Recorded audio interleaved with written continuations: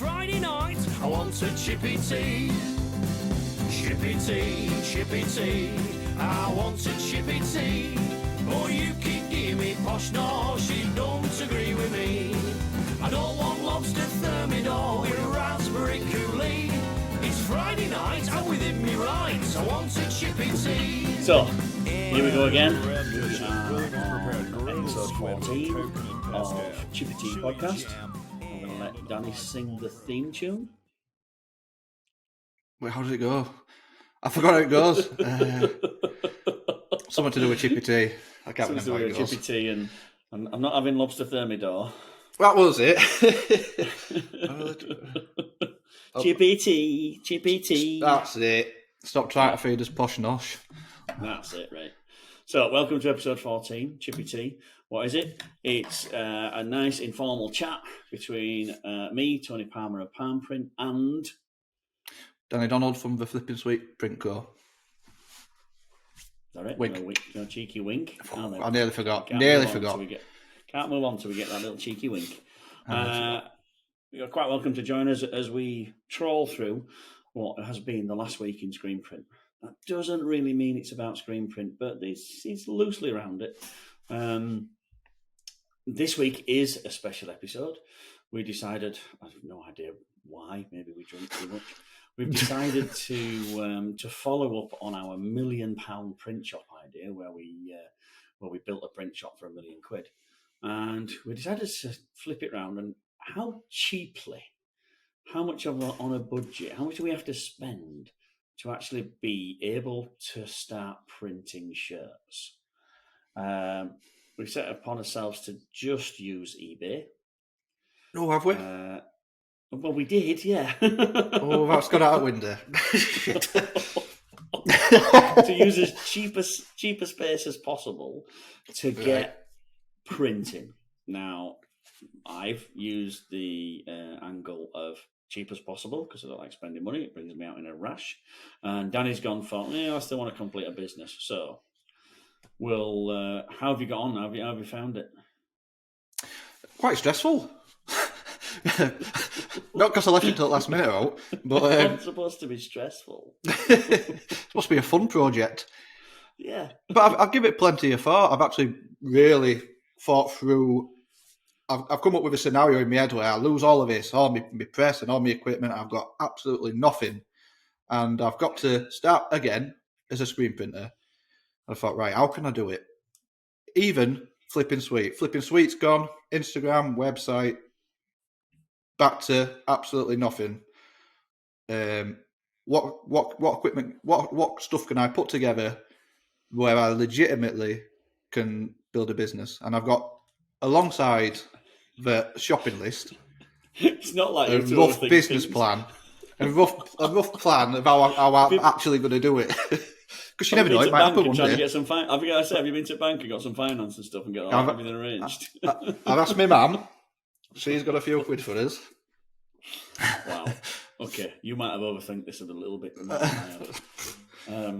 It's not like I started, because we threw this idea about a couple of weeks ago, and I started this then, and then put it down, forgot about it, thought it was last week, did a bit of a rush on last week, and then got back to normal a little bit, because last week I was in Mexico last week, so that was eventful. What happened in Mexico, Tony? I'll tell you. Some robbing, thieving bastard stole my laptop and bag with everything in it. They didn't, did they? Apparently they're working in gangs. They come and tap you on the shoulder, want to talk to you about this, talk to you about that, and while you're distracted, they lift your bag and fuck off with it. Bloody scoundrels. I mean, my laptop's got GPS on it, so I could watch it fucking fly away from me. That's about the only benefit it was. It's going to be great. I can track it down exactly. No, all I can do is watch it go down at 80 mile an hour down the highway somewhere. Going, see you, Tony. Bye. That's horrible. It's only then that you think, oh, my laptop, so that's money, a lot of work, and you think, what else were in the bag? Okay, and it took me about a day and a half to realise my car key was in there. So that's parked at Heathrow. I'm thinking, how the hell am I going to get back in my car and drive back up home? But I want to say, how did you even set off? It's just pure luck. There's an app on the car which lets me open the door and start it with an app on my phone. Fucking hell. Thought I'd That's never some use car, it. that, like. Well, I thought I'd never use it. I thought that's no use to me. I've always got a car in me. I've always got a Yeah. pocket. But as it turns out, it's been worth its weight in gold. Bloody no. I'm normally really meticulous with my passport, and I put it in my bag every time in a little pocket, so I know where it always is. This particular day, I'd been lazy, thrown my passport on side in a hotel, gone and done my thing, and luckily, it wasn't in the bag that they took. So I'm going to say, small yeah. mercies. We've got to look on the positive side. It's horrible, though, isn't it? Sometimes it's not just for money. It's like it's a personal part of you, isn't it? Your laptops, especially a laptop, you do your work and your life is on your laptop, and you plan everything. Banking, everything were on it. So yeah, I mean, it's security these days is great. You need fingerprints to open stuff. It's all biometric. Most of it's stored on the cloud. There is no cloud. It's just somebody else's computer, but that's a different thing.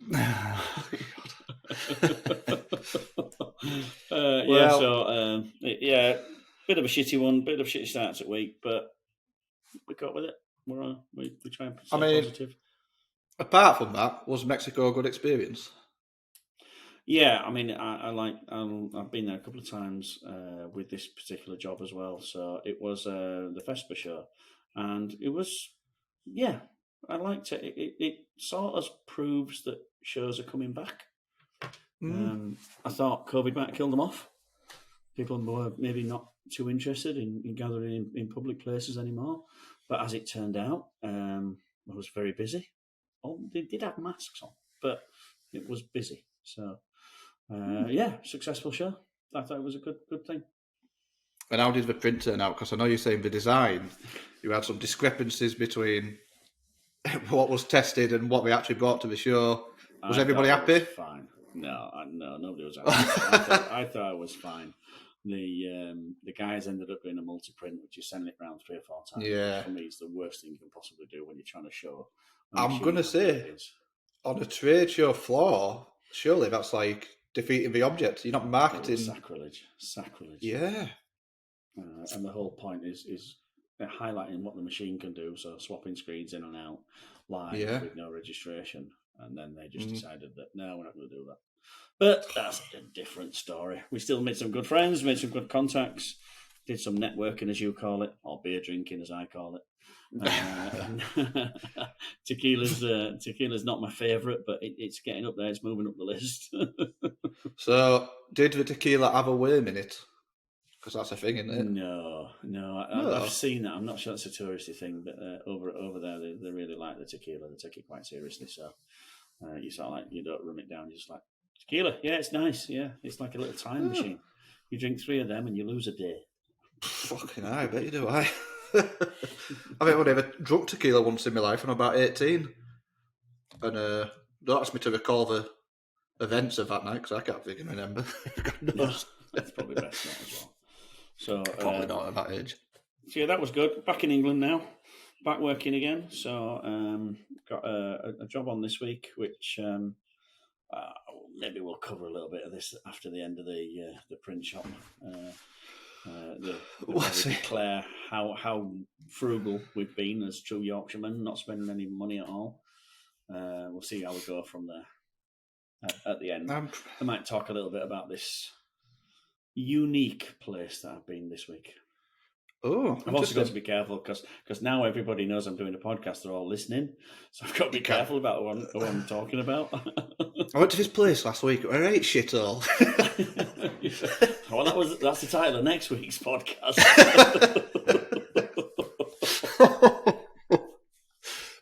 Right. So, Skint Print Shop Special. Skint Print Shop Who's going Special. first? Let's go for it. I'll go Why first. Why don't I be a gentleman and let you go first? All right, I'll go first. Right, so first things first. The first thing on my list when I started looking was, well, I've got to have a press. No matter what I do, I've got to have a press. So we'll go for the biggest expense almost, the press. So we've got options of a pair of hinges that we just screw to a screen. I'm not going to do that. I want to print more than one colour. So if I wanted to win, I'd just go for a £3.50 pair of hinges. But in the instant, in the interest of fairness, I have gone for. Can you see that? There we go. Just loading up. There we go. Ah, so you got yourself a little Chinese job, have you? I've gone for a little 4-colour tabletop mounted silk screen printing, not a normal screen. This is silk screen. Silk screen. Oh, this is printing actual machine, silk. This one. T-shirt press. This is 125 quid. Now, 125 quid, I think, is a really good thing because normally the one colour station ones are about that. So for me, sitting on the top of a table that I've stolen from around B&Q, screwed down for security, 125 quid, 4-colour. I think that's a bargain. Yeah. Remember when we talked last week about how much do you stroke your underbase? Or choke your underbase, should I say? You've got about 10 pixels on this. I'm going to choke it about 3.5 inch. I'm going to say, we're not working in pixels anymore. This is inch. So, what have you got for your press? Oh, we're doing swap and starting? Right. Yeah. Well, so before I show you what I'm getting press-wise, let me give you a little prelude about my business plan. Okay. Is this the overthinking part of the podcast? I mean, I've done this in maybe an hour and a half, so overthinking maybe, but it's a bit of a rush job. So I imagined in my head, all of this disappears. I'm sure I've got deja vu. I might have just told you all this. All this disappears. I've got bugger all left, apart from a few quid in my pocket. Whatever money I've not got, I'll just flog a kidney and, another one. Call it a win. I thought that's how you started Flipping Sweet.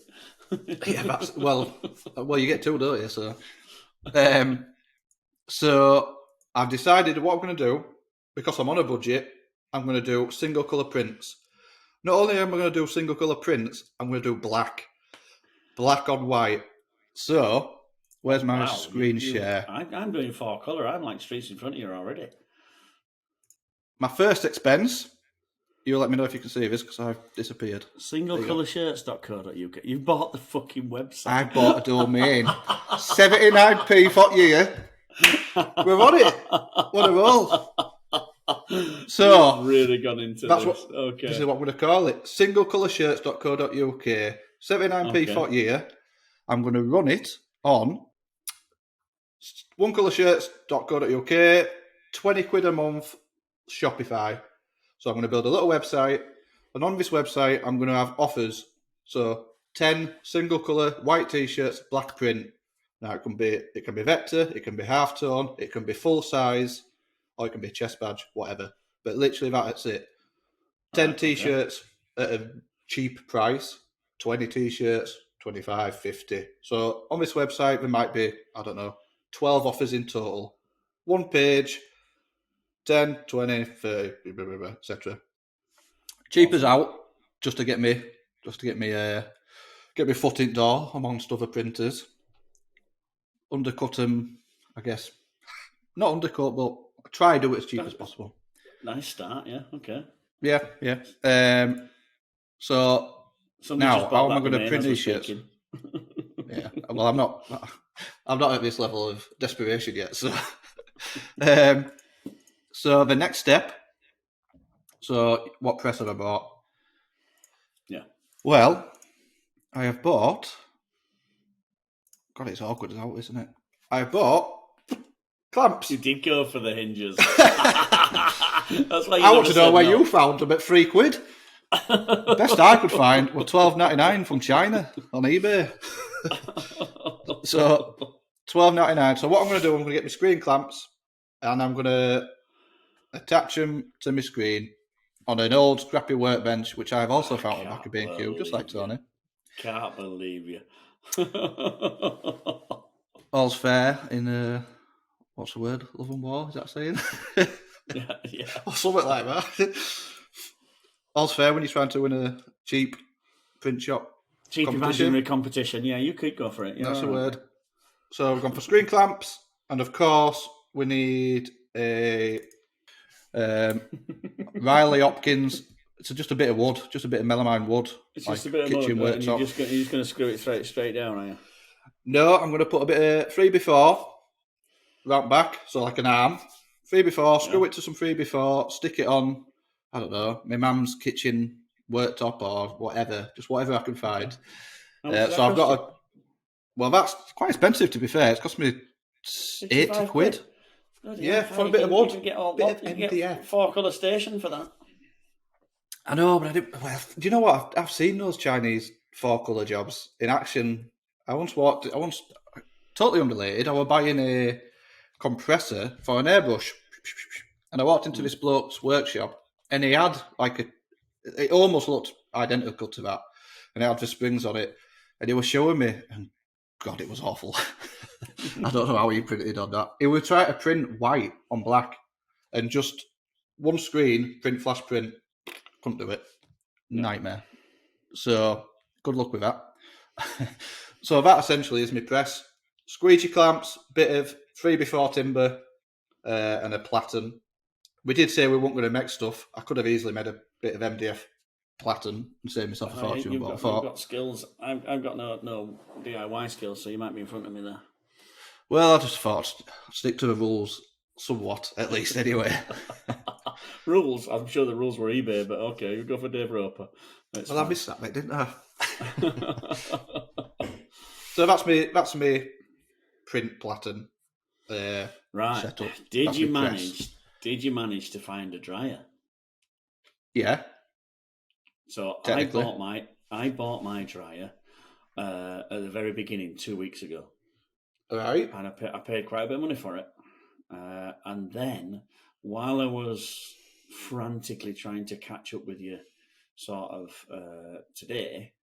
yesterday, I Yeah. found a bargain. I wonder if we both went for the same bargain. No, So I can guarantee it. So let me pull up my bargain. I can't believe I even saw it. Yeah, there it is. Share.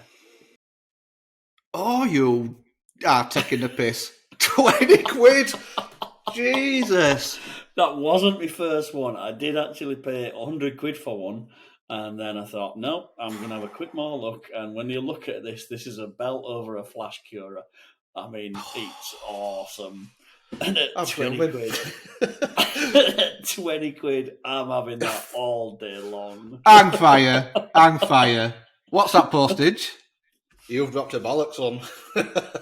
Oh, what's that postage? I'll go pick it up. I don't know. I don't think we'll fall for that. I'll go pick it up. I never saw it posted. No, I'm picking it up.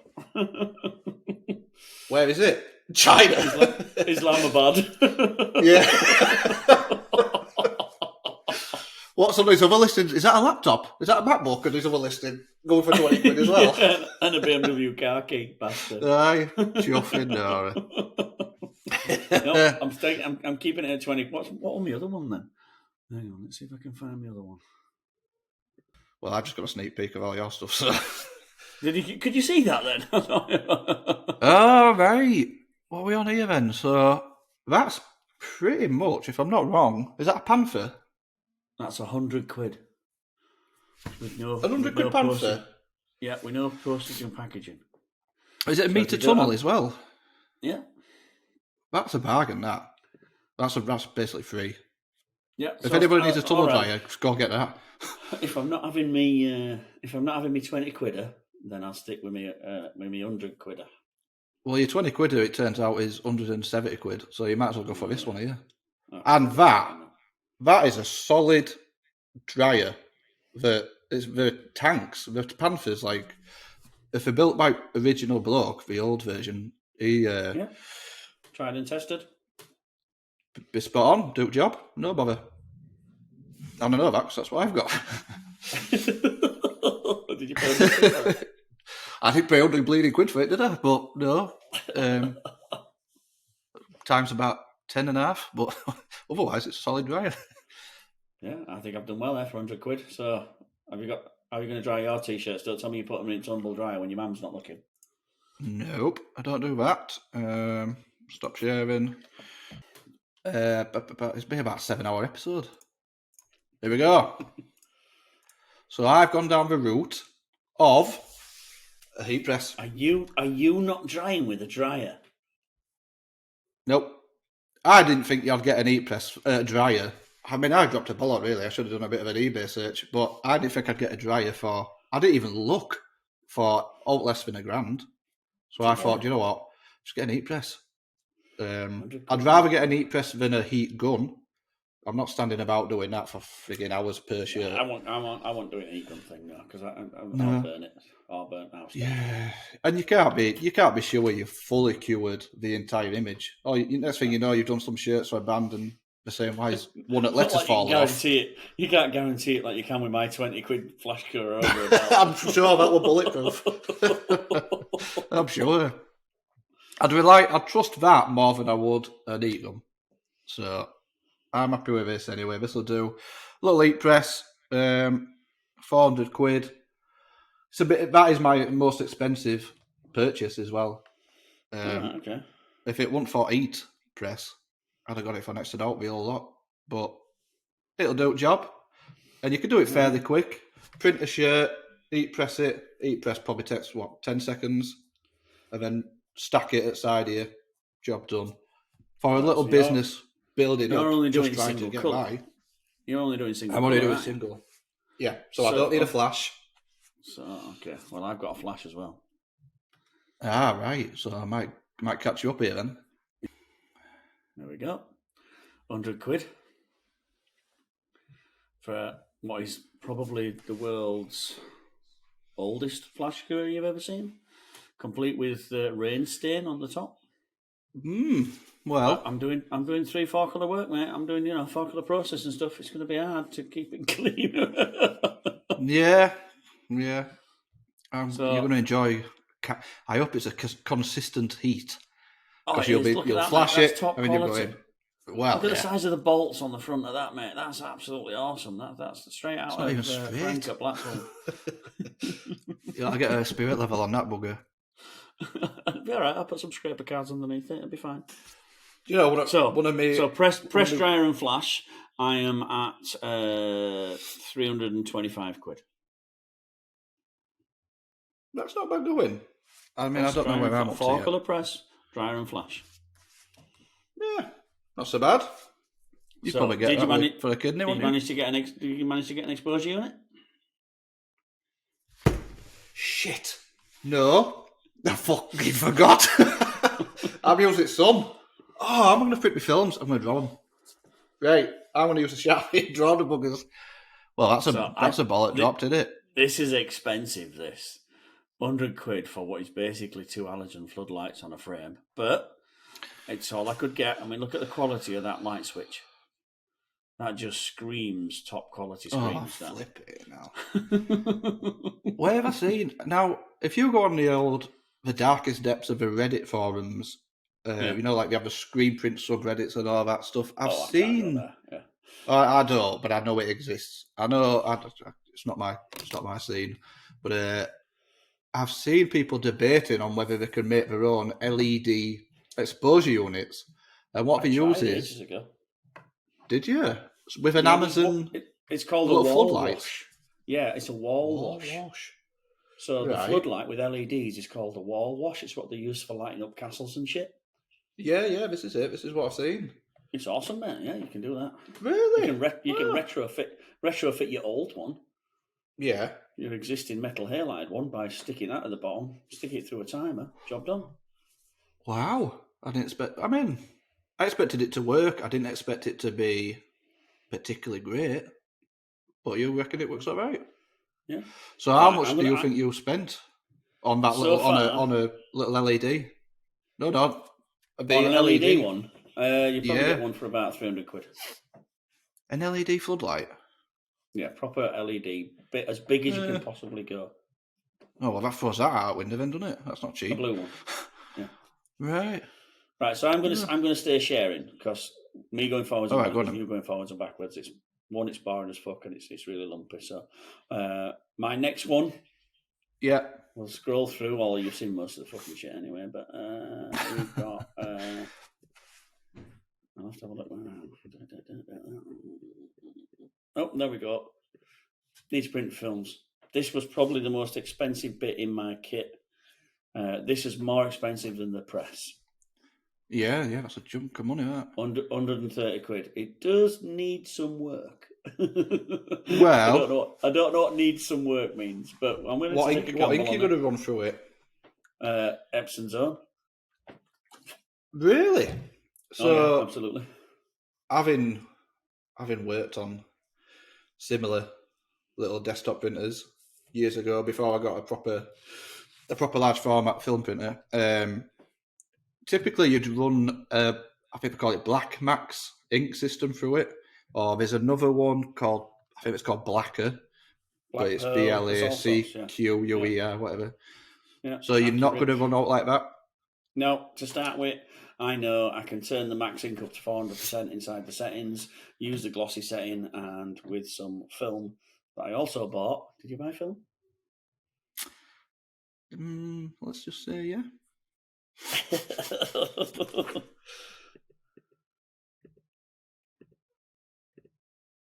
There you go, look. Oh, £5 for 10 sheets. Waterproof PET printing a film. There Wow. you go. I got some film for £5 for 10 sheets. I got that as well. That'll get me going. Then I've got, we'll go through one back. B&Q Special, jet wash. B&Q Special, yeah. It lasts you about 35 quid. 10 prints. I've only got fucking 4 screens. Yeah. No, it'll definitely get you going, of course it will. Okay, talking of screens, I need some screens as well. Wooden used printing screens.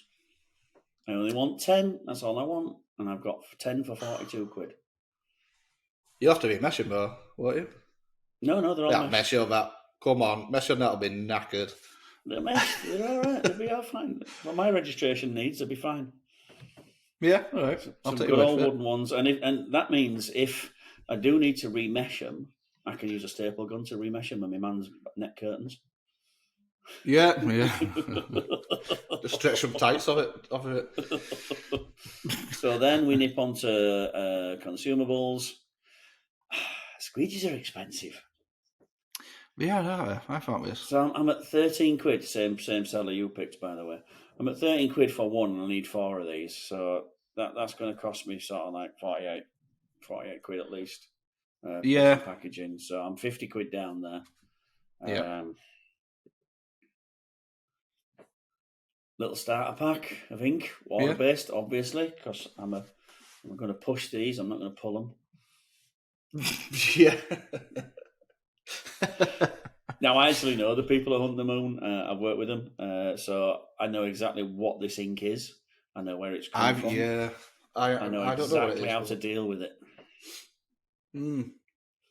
So give me a sign. Let's play a little game. Is it that? Right, yeah. Well, I thought it's funny because actually I've seen Hunt the Moon for years now. I can remember when they started out with just a few bits on eBay, and they seem to have. I think we've got an auto now and all sorts. It seems like we've gone. Yeah, nice guys. Well. They've got an MHM X type. Really, really good guys. Yeah. They've got a couple of different company names, but Hunt the Moon is where they started as supplies, and they'll make your screens for you. I've actually used them for another customer where her exposure unit had bust. So she basically rang them up and said, "Can you make this screen?" And so she sent me the artwork. They made the screen and posted it out with an image on it. So yeah, good guys. Fully recommend them. So what else have we got? Did you buy ink? Did you buy any spatulas? Yep. I did, yeah. Did you? Now they're awesome little spatulas for water-based. Not so good for plastisol, but good for water-based. Good for turning ink over. Little plastic squeeze, right? You know what I mean? What about like ice scrapers for your window? No, grout scrapers for tile. Oh, right. Oh, they've got that little rubber bit on the end, so they're really good. I know a shop that uses them all the time in water-based. I've just got a bunch of, wallpaper scrapers. Like metal ones. Yeah. I've rounded off the edges. On a little grinder. If I had one close, I'd show you.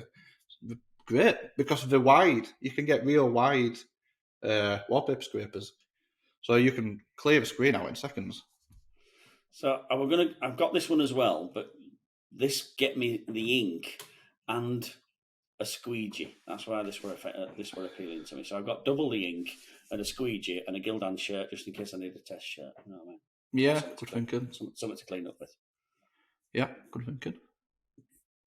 Got to have somewhere to put me coated screens in dark. Can't have them knocking around in house under airing cupboard. So for £200, I've got myself a little light safe drying cabinet. That's not too bad. I'm going to put my press on top, you see. Yeah, clever. I like it.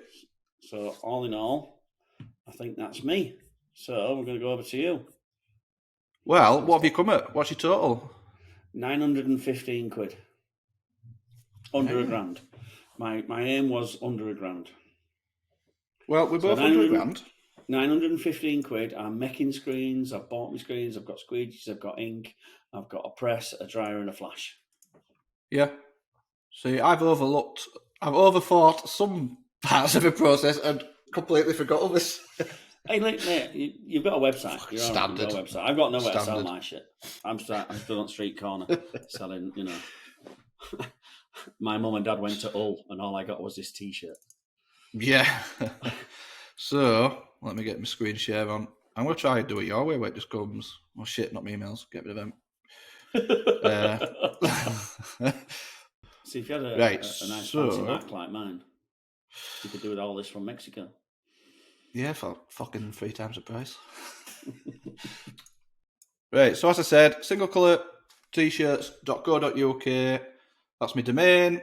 Then I've got my Shopify subscription. Yeah. Bog standard website, super simple. Single colour offers, black print on white t-shirts. I'm going to have an Instagram. It's going to be all monochrome. So it's a very simple print process, but it'll be part of the marketing, part of the branding. The entire Instagram, the website will be completely black and white. And I'll make a big deal about the fact that it's all monochrome. Then, so yeah. And then, black? Not having it. I do black print on white, and I'm going to pretend I'm an absolute genius at it, better than everybody else. I'm going to do it at a bargain price. Not too cheap. I want to make money, but I've got to. When you can only offer black prints on white t-shirts, you've got to come in at a very competitive price to actually make a business out of it. And bear in mind, this is just me building up. This should hopefully get me a few quid built up to buy a shit Chinese press like yours one day when I'm older. Clamps, there we go. That's better. There you go. So we got clamps, yeah. Screen clamps. How much you paid for them? £13. Jesus. What's 13 quid. Packaging? Have you overlooked postage and packaging as well? Anyway.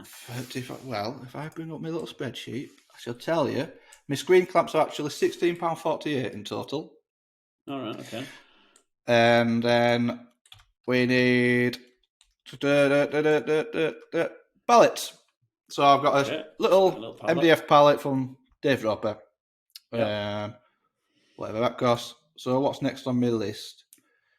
Most important thing, squeegee. So I've gone to that one. The only reason I didn't go to anybody like that is because I thought we had a deal, but obviously there's only me that has a deal. So I fucking forgot, did I? I forgot. It feels like we've not talked in ages. It's like been a week. I can't remember these things. So I've gone. I could have probably found cheaper. I could have got a wooden one, but I thought, you know what? What's cheaper? A wooden one, which will eventually end up in bin, or a metal handle, which I can swap the blade on, that I can have forever. So which is cheaper, really? So we've gone for light squeegee blade with blade. I guess it's just, I don't know, just a somewhere in middle, geometer, whatever it is. And then screen. So we've got my clamps. I've just gone for a 20 by 24. I think, what size do I use? 30 by 24. And you might use 21 by 35. Yeah, possibly. I think I use slightly bigger. Yeah. I think I do. Yeah, I think it's 36 by something or other. So I use bigger now, but for a little tabletop thing, I'm sure this will do the job just to get me going. I've gone for a 77 mesh. Now I've done that because just the one. So you're only buying Just one the screen? one. Oh yeah, for now. Yeah. So you're only doing... I'm not buying multiple. I'm only doing one colour, so I only need one screen.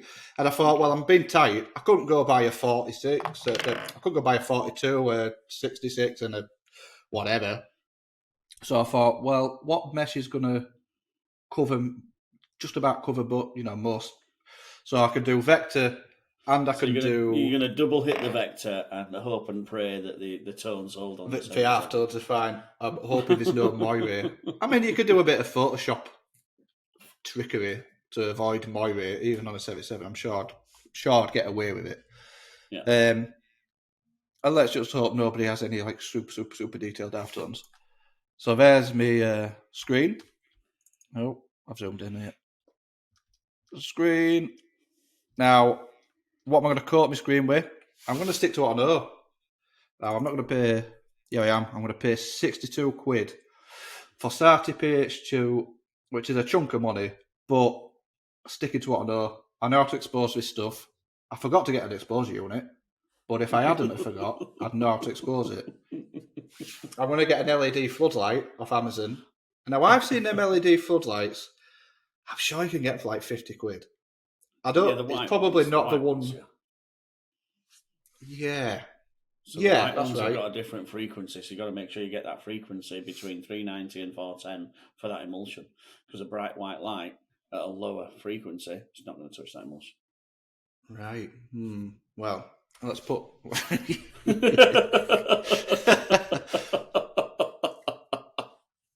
We'll just leave it in the sun, all right? Right, okay, we'll leave it in sun. Glass plate on top. Yeah. And a couple of buckets of ink. I've already bought a bucket of ink. Old school. Put some weight on it. Right, where are we at to now? So, Scotch tape. I mean, to cover my registration. Registration marks? I don't need registration marks. You remembered the Scotch tape, but you didn't remember the exposure. And also, I've just realised I don't even need Scotch tape because I'm not going to have registration marks, am I really? I'm only doing single colour stuff. Colour, it's all just going to be in the middle of the screen. Oh, for fuck's sake. It's all crumbling, Tony. Well, I've saved myself 14 quid here, haven't I? And also, if you take a zoom in and have a look here, you'll see that I actually went for a used packet of Scotch tape and saved myself a quid. Somebody's used it and rolled it back up. I don't know, but I'm just hoping it's all right. I'm just taking a gamble. So how am I going to clean my screens, which I can't expose? Well, I'm going to tell you. I'm going to use a little kilo, whatever that is. Is a kilo a kilogram, isn't it? Yeah. I'm assuming it is. A virus strip. This was difficult, because I use a dip tank, so I don't really use these chemicals because I don't have a chemical in a bottle to get rid of my emulsion. So I'm just assuming this stuff's all right. Environmentally friendly emulsion stripper. I'm just going to do it in my bath for now. Okay. With my shower head. I'm using my bath, but I'm using stencil remover from. I think I've got a picture of it, but it hasn't come up. Stencil remover to get rid of the stencil, and white spirit from B&Q to do cleaning up. I tell you what, I'm using water, so I don't need it. Yeah, well, I considered this.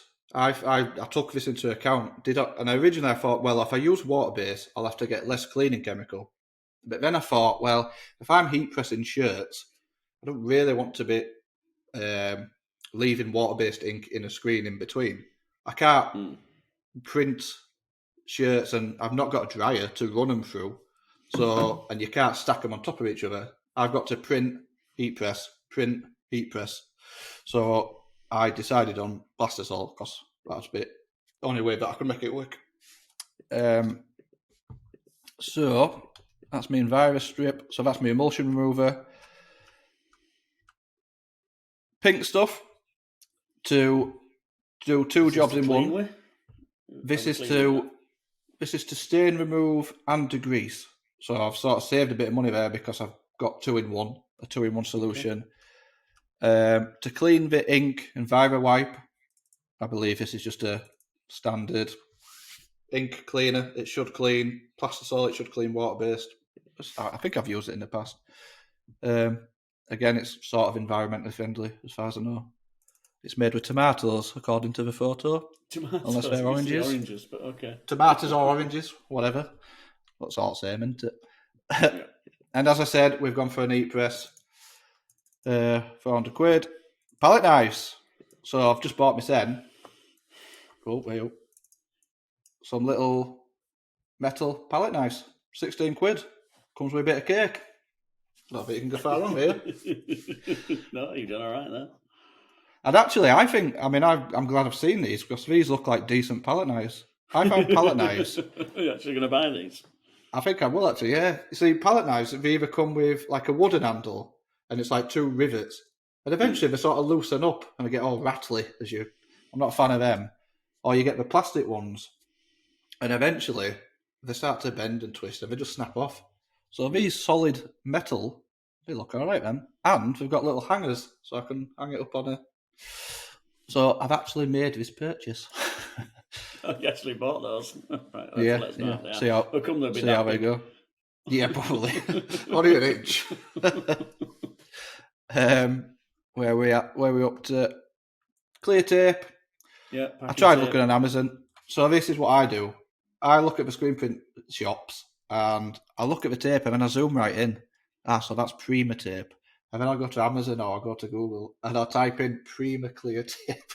And I always find it's like a fraction of the price. You do realise you've got the guy's website up that you're doing that from. I didn't. I know I do this to all suppliers. I treat you all the same. Okay.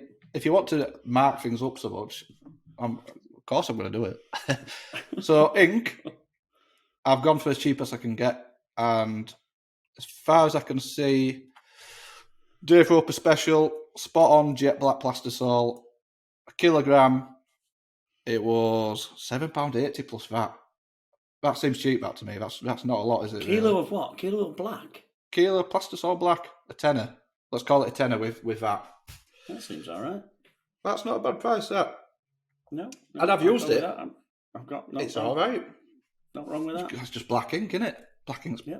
Black ink's not black ink, but for the purpose of this job, black ink's black ink, isn't it? You just go for what you can get. The most important aspect of the print shop, baby wipes, box of 12, sensitive, that's important, from Aldi, £3.49 or something like that, £3.50-ish. You can't go wrong with that.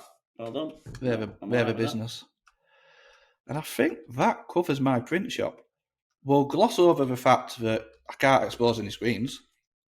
I'm only going to print in summer. And in black and white. And in black and white, yeah. That's my print shop. I feel, now then. So what did I total?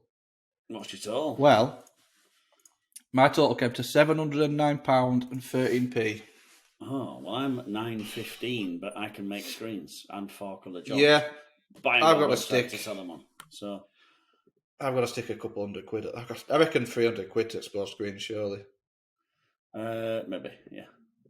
Be about that. So I reckon you probably... Well, you'll probably do best option, to be fair. I think best option is for me to print and you sell them. Yeah, we'll just do that. We'll stick to that one. That works for me. Yeah, let's go with that. I think we can draw a line under that, can't we, now? Because that were our print shop on a budget. So we can spend £1 million and we can still be printing T-shirts, black and white or 4-colour. Or we can spend under £1,000 and still be printing black and white or 4-colour T-shirts. And the more money you spend, the easier your life is.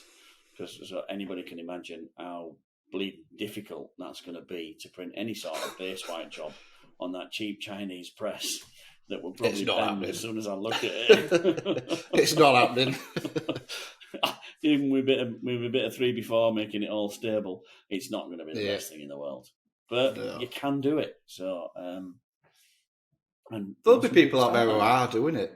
There will be. I know a couple of guys who've got those sort of setups in the home garden, and the mates come up to them and say, "Oh, we've got a band. Can you print me 10 T-shirts?" And they'll make £100 for beer money, and it's great. Laughing. They'll steal all the stuff from work.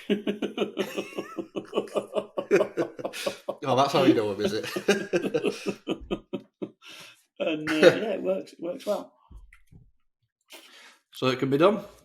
Yeah, Now, absolutely. I don't think either of us went for the absolute cheapest, but I think you'd struggle to go too far cheaper 20 than quid that, for a dryer, really. mate. 20 quid for that dryer. You can't beat that. But to be honest, it sort of highlighted it is an expensive business to get into, isn't it? Because you think, well, I don't need a lot to get started, do you? But then it all adds up. £1,000. I think you'd be pushed to start for less than £1,000. I think £1,000. You could be printing t-shirts. It does highlight some of the stuff that I say all the time. You know, when I go into shops and some of the practices that they're doing come from the olden days of a guy starting for 250 quid. Well, I'm going to have to change that to £1,000 now. Starting for £1,000 in his mum's back bedroom, printing shirts that everybody thought were done professionally. And then as he gets bigger and bigger and bigger, he keeps the same. He's still washing screens out in Bath. Yeah, you know, he's still drying under heat press because that's how it worked, and it doesn't cost him any more money. And it is still possible to do that. And I see it. Yeah. I see it all the time. I see it this week. I saw it last week. I see it all the time of people trying to save 20 quid when really they should be looking at, making the £2,000 that they're going to get if they do it properly, instead of trying to scrimp and save for 20 quid.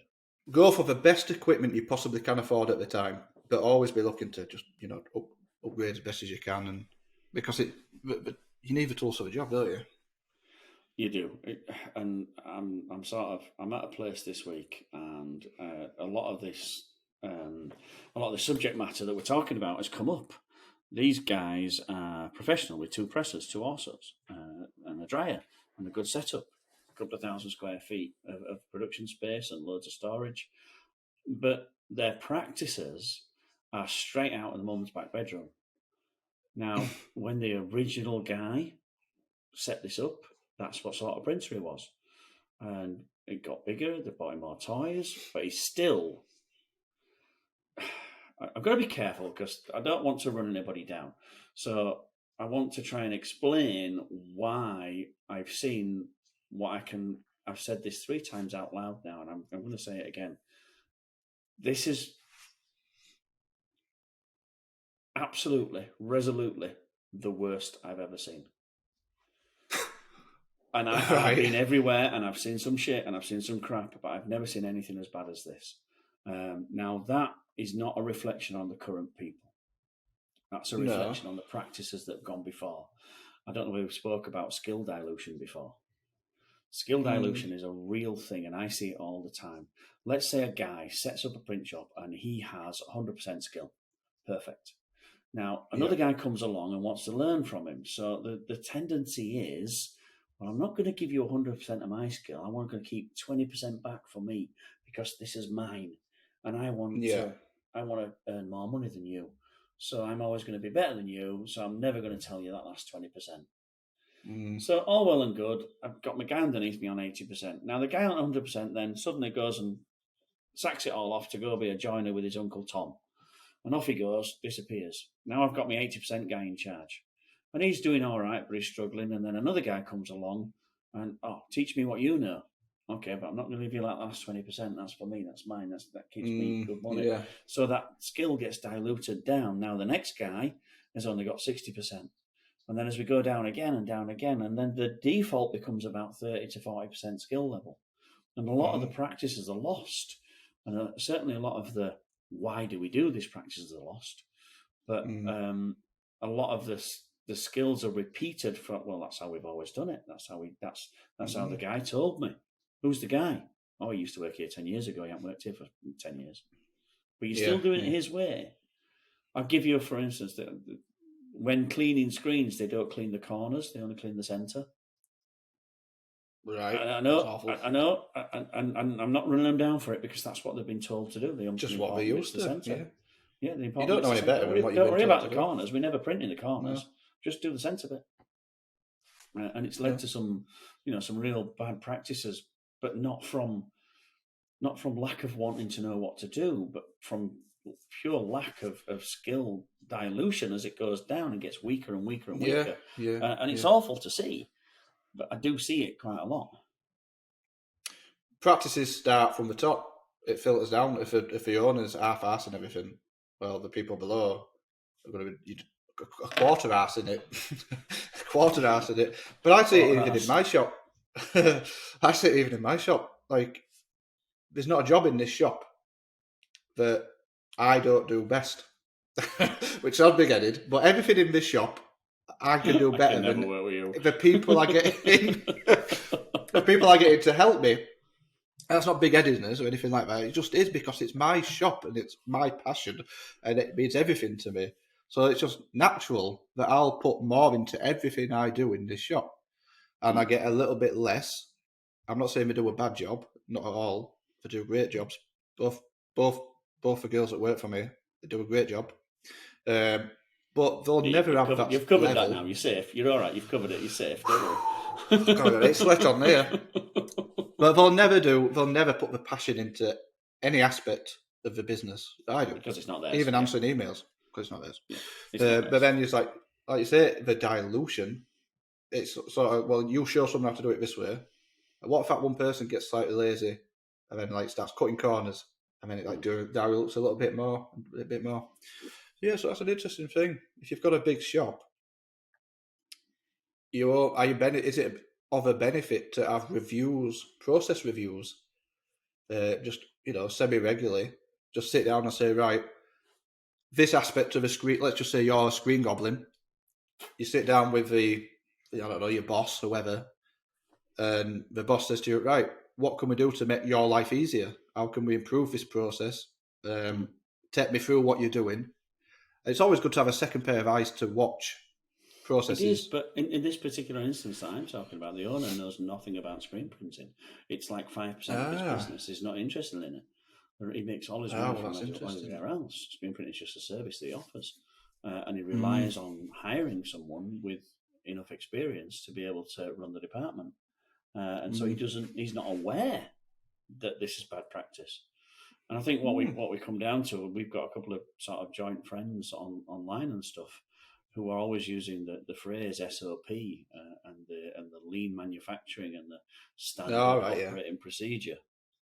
And if we can get a standard operating procedure, that does stop the skill dilution.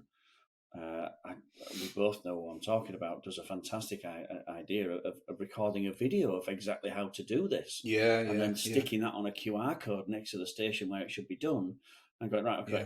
I know we taught him and he's now pissed off to Copenhagen to be a stripper, but now we've got somebody else coming in and they want to know how to do it. Well, I can't be asked to go through it again, but it's there. Look, a little video clip, a QR code on the wall. Study that. That's exactly how to do it, and that's how I want you to do it in this standard operating procedure. I'm not the world's best at it. I do tell people how to do it and how to go on, but I think writing a standard operating procedure is a skill, and there's a couple of people on Instagram that we both know who have that skill. Fantastic at it. Yeah, they're really, really good at it, and will sit and do the whole workflow and standard operating procedure to make sure that skill dilution is not an issue. That's a fantastic idea. You've got it there forever. It's about setting a standard. Your standard. Set your standard. Make it as plain and as easy to understand. As long as the corners are not cut, like things should run a lot more smoothly for you. Yeah, I think you should try it. I think you should try getting one of the girls to video you stripping one screen. I wonder what you're going to say then. Stripping. Well, no, the girls don't. The girls don't wash screens all like that anyway. It's not for them. It's not for them. It's for when you are big enough. When you're big enough to employ a screen goblin, and you can say to them, "Right, I'm going to show you how to do this. I'm going to be with you and show you how to do it." And then, as a point of reference, because you're not going to remember all that information thrown at you all at once, there's a little QR code there. You've got your phone on you. If ever you get stuck, just point your phone at that QR code. It'll link you to a video that says, "Right, do this step, this step, this step, this step." Yeah, that's a good idea. I used to have a screen goblin, and that would have come in handy because it started off great, and then it's hard work washing screens, isn't it? So eventually you think, do I need to degrease it? Yeah, I'll skip that step. I won't thoroughly rinse it. They have splashed it, that'll do. Start cutting corners. But if you've just got that little QR code, you just go, have a look. We all cut corners. Screaming down phone, wash it like this. I might just work. Corners. I cut corners, but it's knowing when you can do it and making sure that doesn't become default. A bit posh. Yeah. Making sure that doesn't become default. That's better. I understood it the second time. So if you just make sure, if I make sure that yeah, all right. Sometimes the UPS guys come in. It's 4:30.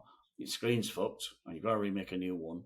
You're probably going to skip a few steps, but you know which steps you're skipping, and that's not the default setting for it. Yeah. Pressure dictates everything, doesn't it? I think when you're under pressure, you just got to do something as quick as you possibly can.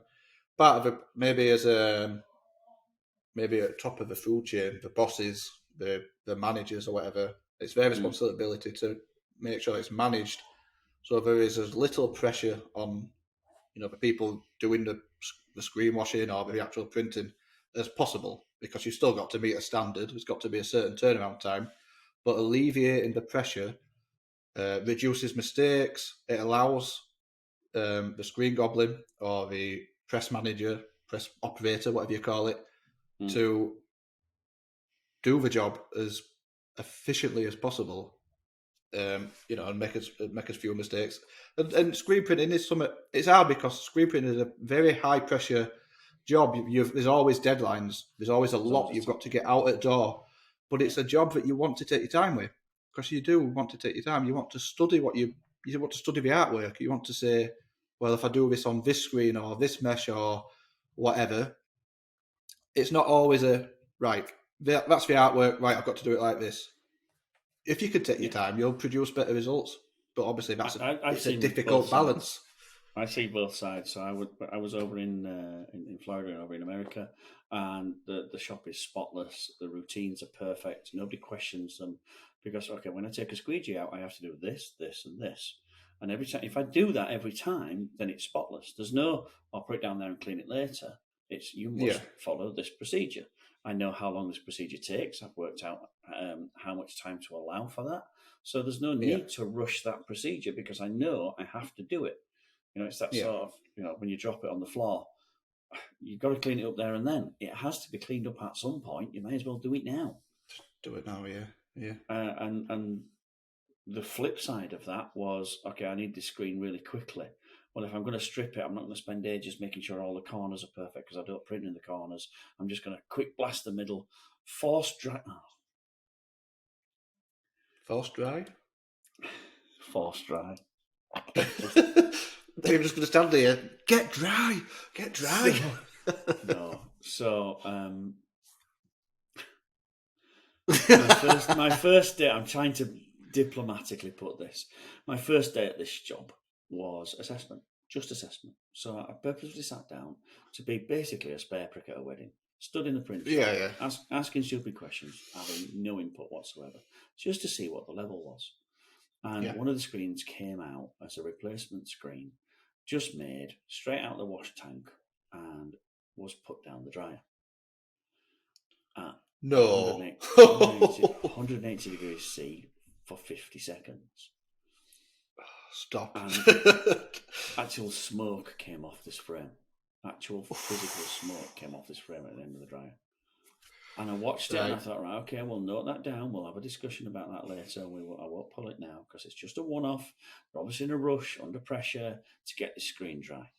Have I ever put a screen down a dryer? Only once, and it popped. But do I use the heat from the dryer to speed the process up a little bit if it's a single colour? Yeah, all right, I'm guilty.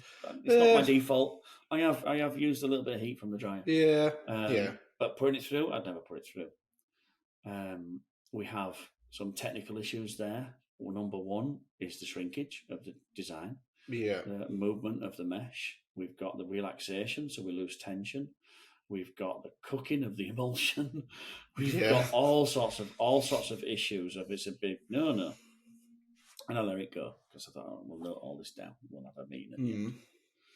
2 hours later, another screen comes out, and that goes down the dryer. So it's almost a standard. And I sort of can't let this go. So I said, can we just all stop for a minute? You just put the screen through, and this is not a rush one. Yeah, this is how we dry all our screens. No. Yeah, every screen. Every screen is dried down the textile tunnel dryer. This is a I can understand why you'd... 3 meter gas dryer. So this is going back to skill dilution. This is going back to, well, this guy who was 60% skilled thought that it was okay to put a screen down a dryer because he'd seen it happen once.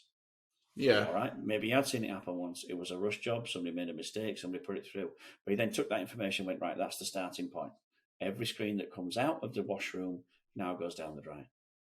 Was he having registration problems by any chance? Well, the difficult thing is they were single colour jobs. You know, they weren't very skilled. So they were only doing black and white. Oh, right. Good idea that for a business, actually. I tell you what, if they've got 2 autos, it's took off that business idea of mine, hasn't it? Bloody hell. Not as daft as I look. So they probably didn't notice. But one of the major downsides is there was no screen tension. And I was wondering about screen tension. So on my list to talk to about was, look, we need to replace these screens when the tension goes. And all the screens have got a date on them when they were stretched. They were stretched on the 9th of this month. And they're already... Yeah, if you run it for a week, that many 12 times. Because of the heat. The heat's just relaxed the polyester so much. It's almost... Well, it's plastic, isn't it? Heat and plastic don't go together. together. It stretches, yeah. Yeah. So, that's a good example of somebody seeing something and going, oh, that's what we do with that. All right, okay. Or maybe seeing it online, or maybe, watching one of these gurus online that says, okay, well, this is what we do. We put it through the dryer. And here's me screaming like, no, no, no. But it suddenly becomes... Which guru was that? You really want... None. I will. No, let's not go there. It's... no. No.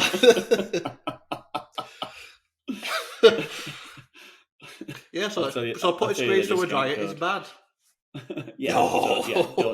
Don't do it. Don't put screens through dryers.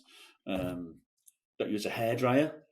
Again, hairdryer, which is the equivalent of a soft heat gun, but it's in a focused area.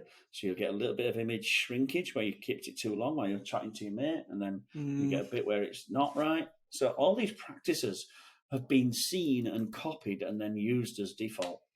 And it's painful to see. But I'm careful of what I say here, because the current people who are doing this, you can't be judgmental to them. It's not their fault. You can't blame them. They're only doing what's been passed down to them. If they don't, they don't know any better. I mean, a shop with 2 autos. You're telling me they've got 2 autos before they've bought a screen drying cabinet? Is this what you're telling me? They have got a screen drying cabinet. Oh, we just don't use it. Well, we call it a screen drying cabinet. I'm not a big fan of these, and you know where they're from. Oh, have I got one as well? Yes. Has it got an Argos fan eater at the bottom of it? Yeah, it has. Yeah. So it's one of the exact same issue of running it through the tunnel dryer. That is the exact same issue with the type of dryer that I use. But so it gets me by. So I don't shut the door. I don't allow it to get hot. It's just warm heat circulating. So that's a perfect example of, buy one of these. They're perfect. Because they are perfect for you, because you know not to close the door, not to turn the heat up, not to have anything on the bottom row next to the heater. But these guys don't, so they've bought it, gone, it takes ages, this, turn it up. No. Turn it up, point it closer to the screen. That's it, right, we're getting them out in 10 minutes now, it's awesome, this. Yeah. And you can see how they make that sort of like, the product is made for what it's for. But if you put a screen too close to it, you shut the door and you turn the temperature up to when I took these screens out, they burnt my fingers on the frames. Oh yeah, they can get real. Or you have to be. They burnt This my is what I fingers. mean. I'm like, Don't this shut is the too door. hot. Yeah. So I turn it down. They go, oh, screens aren't drying now. Well, they are. Mm. They're just not drying in 3.5 seconds. This is not a microwave. You don't put your screens No. in and wait for it to dim. No. All it looks And like one. the other another little tip as well is if you've got one of those, don't fill it up. I go for every other screen because you gap, need air to get screen underneath. gap, Yeah. screen gap. And again, this Yeah. is something I've told them, like, oh, we need to fill it up. What do you? Mm-mm. But then you're waiting 2 hours because the top one stays wet forever because no air gets to it. 'Cause It it's not takes really longer. made It for takes this. longer to dry the screens. If you fill it up, it'll take double. Maybe not double, but it'll take. Let's just say it does take double to dry the screens as it would if you just put every other shelf, dry them, take them out, put another set in. I bet you, I would guess that. Well, I would. In fact, it is. That's quicker than just filling it up and shutting the door. It is. I and proved just that. coming I back. proved that. Yeah, it I is. proved that today. And she's like, oh, the fan's gone off. I said, well, that's because you've shut the door. She Got went, to what? How does that work? Well, I've set the thermostat to be lower now because it was like just under Satan's ballsack temperature. Yeah. And now, Yeah. now it's just okay for you to dip your elbow in and not take your skin off. So it's not horrendous anymore. If you get to your screen, if you dry your screens and you touch your frame and you can't actually pick it up without oven gloves, that's too hot. You need to move the dryer back, turn it down a bit, whatever. Because if that frame's that hot, imagine what it's doing to your mesh. So, exactly. Which is why but they spent a lot of money on remeshing, which is something they hadn't done. But somebody's told them, look, you need to remesh these, so they have. And within 3 weeks, they're back at the same problem again because of the routines they were using. Yeah, that was a good example of buying what you can afford at the time and making it work. Like, in an ideal world, a 12 grand drying cabinet would be fantastic with temperature controls and fans and all of that. But I had to get a couple of grand aluminium box. Made cupboards and used a curtain heater, that you get above shops when you walk into shops. Yeah. Because that's at the top, not at the bottom. At right. the bottom, stuff strips into it. If you put it at the top and create a room, a cupboard, and it's temperature controlled from the thermostat on the air curtain, door curtain. That's what I've used. I've been considering recently not using heat necessarily at all, and just using airflow. Movement of air. Having the screens in a sealed area with an inlet and an outlet, pulling air through. You need filters because what your danger of that is having dust, so it needs to be pretty well filtered. Pulling from the top, blow out at the bottom. Yeah, and considering the price of electric at the moment, you don't really want heaters on unnecessarily. No. Now I reckon you could DIY a screen drying. I want to say cabinet, but I'm thinking bigger scale, almost it's a room, giant cupboard with multiple racks. It's a room. I built loads of rooms that they work really, really well.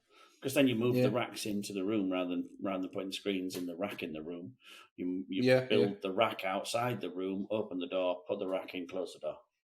Yeah. I might be tempted to go down that route and give that a go.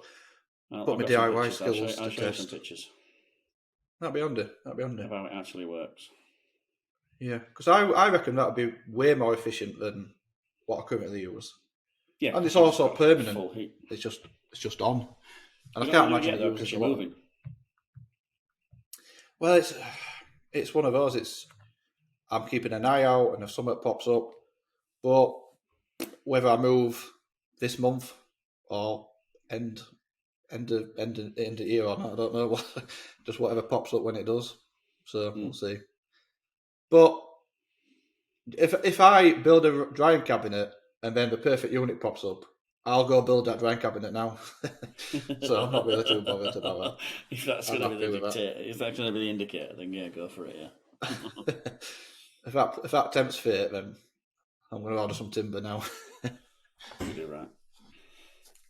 So we've not really covered your week. I've been a bit selfish with that one. So we've got about 5 minutes left. What's your week been like? Have you fucked it up? Have you been worried about stuff? Because I know you by now. You just worry about everything. So we'll go with what has been your highlight of your week? The highlight of the week. Best thing that's happened to you, made you stop and smile and go, yeah, I'm glad I chose this path now. Could have easily been a plaster and made £5,000 a day. But no, I like this. Well, apart from buying a website for single colour t-shirts. For 79 people, bargain. I was struggling, you know. I don't want to say I've had a shit week, but it's been very run of the mill. In a job that's made you smile? No. None yet. Oh, God, you had one of them. No, yeah, none yet. We picked some tote bags, which wasn't 100% with. Wasn't 100% happy with. Got to be careful now because actually the customer's not going to watch this. What am I talking about? So I picked some tote bags, and it's like a Hessian material, not quite Hessian. Watching this, I'm going to say it. I don't think anybody's watching it at this point. We've switched off 10 minutes into the start. But tote bags can have quite a rough texture, don't they? And I just wasn't happy with the finish. I actually cheated, so I printed them. I think a lot of people would have. I mean, it was passable. I pressed them. Yeah. It helps. It made a difference. But I don't want to get into that habit. That's a bad habit and an expensive habit. And also, it's cutting corners, isn't it? Because really, that should have been solved in the preparation. Something's wrong somewhere. So you need to sort out find the root of the problem and solve that. So, prevention's better than cure sort of thing. It's great if it's 25 t-shirts and the guy's coming for them and you can spend 10 minutes pressing them. All right, okay, I'll take that. Yeah, it was a quick fix, but yeah. But it goes back to, again, printing under pressure to meet deadlines. I'd love to just take my time with every job that I do. And I'd get them immaculate every time, but pressure's a bit of a bitch, isn't it? I'd love to give you something positive. I mean, I wish I'd have thought about this. Normally, I'd have a little think pre-episode and go, right, I don't want to be a Debbie Downer this week. So what can I come up with that's positive? Because you sort of sprung it on me, I'm just not thinking about. It's just been. I had a Burger King for my dinner. Week, yeah. That was all right. My week's been my week's been a strange one because obviously getting back from Mexico, trying to deal with all the aftermath of having stuff stolen. And normally when I do a long trip like that, I'll drop a day in where I'm not doing for all. It's nice to sit at home and just catch up with the day, with the whole when day's night and night's day. Mexico's 6 hours. Yeah. It's like I don't know where I am.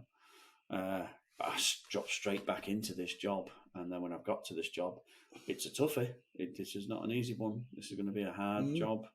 I normally write a report on what I do, what I find. This is going to take me a long time to write this report, and it's not going to be nice. So, although I love this part of the job because I've got a blank page, and the staff that are currently here are willing to learn. They want to learn. Nobody said, "Well, that's how we always do it." You great northern fat bastard. Fuck off. So it's a good thing that. Not my impression of a southerner. It's nice to know that. Okay, this is now turned. This is not just a quick wham bam thank you ma'am visit. This is going to be a long term project to turn this. What is slightly broken print shop into a fully functioning professional place. I'm sure it's just tweaks to the process. What's that phrase? You can't teach an old dog new tricks. This is bigger. Bigger tweaks, but I'll try to be polite. Yeah, I'm hoping they don't watch, but even if they do, the guys that are there are doing well. They want to learn, and they've taken steps to increase their quality and process, which is what it's all about. All you can do is strive to improve, keep improving, keep learning, and it'll never end. There's always something you can do better. There's always new skills to learn. So as long as you keep... A friend of mine uses a phrase, and at the time it used to get on my tits, but looking back now, I see the value of it. And that phrase is attention to detail. Yeah, It was one of those things that I used to say all the time. I'm like, oh God, attention to detail, attention to detail, attention to detail. But now I see that actually, we've got to look after the little bits, get these details right. When it comes to the screen, I kept thinking of something my grandma used to tell me all the time when she used to make me clean up in the pub, and it was, look after the corners, the middle will look after its end. And it's always about look after the corners, the middle will look after its end. Don't worry about middle, look after the corners, get them corners clean. And I applied it only sort of like today. We're like, God, I can apply that to screens. Don't let that little bit of emulsion in the corner go away just because you think you don't use the corners. Pay attention to detail, get it out, get it done. I mean, we'll go forever on this, but basically they'd lost the ends of the coating trough about 2 years ago. The coating trough's about £12, right? So they just used tape on the edges, which left a heavy deposit of thick drips on every. You're not supposed to laugh. on every screen, there's a row of 2p pieces sizes of emulsion drips, and they've just become normal. And over the course of the cleaning, they don't come off, so they leave them. So then they coat over them, and it goes like that as they go up. And it's just this constant little tiny bits. Nothing to be sort of ridiculed, but it's just like nobody's told them that we have to get rid of those bits. We were told not to get rid of those bits because it takes too much time. Yeah. Filter down. It all starts at the top and filters its way down, and you can only do what you're told. If in their heads, it's right. It's the right thing to do. But they've done everything they should do. Yeah. So all of the story. Get Tony in to sort your shit. Yeah, I'm available on this number. Although crappy big task in front of me, I quite enjoy big tasks like this, and it's great to see little small improvements being made every day, every hour, and every job. With that little bit of education, that little bit of introducing a process, because then you can imagine the poor print manager here. He's pulling his hair out. He's starting at 6 o'clock in the morning. He's not going home until 10 o'clock at night. He's working his little tits off every day, and he's not getting anywhere. So he's completely demoralised because what else can I give? My job's so difficult. I can't do anything else. Actually, if we just take this out and take this out, then, and if you still apply the same amount of effort, but for that effort, we're now getting double return. All of a sudden, life gets easier and easier and easier, and you get to go to the pub at 4 o'clock instead of staying till 10 o'clock at night. I always find whenever a problem comes up in work, business, life in general, look at that problem, sit on it, meditate on it, whatever you want to call it, just give it some thought, and then break it down into steps. What can I do to resolve this problem? Step. And as long as you just chip away one step at a time, you'll get there, you'll solve the problem. It's just, when you look at the problem as a big old thing, it's like your head's going all over the place, and like, oh, bloody hell. And it exacerbates everything. And you think, God, there's no end in sight. And it exacerbates. It's awesome. Well done. But if you just chip away one at a time, you'll get there. I find it. I look at these big problems and I break them down into sort of like single steps. So the first step is Tetleys, then Boddingtons, then John Smith's, and right at the end, Jack Daniels. And by the time I've done those, problem's gone away. Problem solved. You don't give a shit about the problem anyway by then. No. I think that has to be episode title. So I think at the end of that, we've done our budget print shop, which I think we've probably drawn on it. But I think when you knock on my door to ask to borrow my exposure unit, that's when I become winner.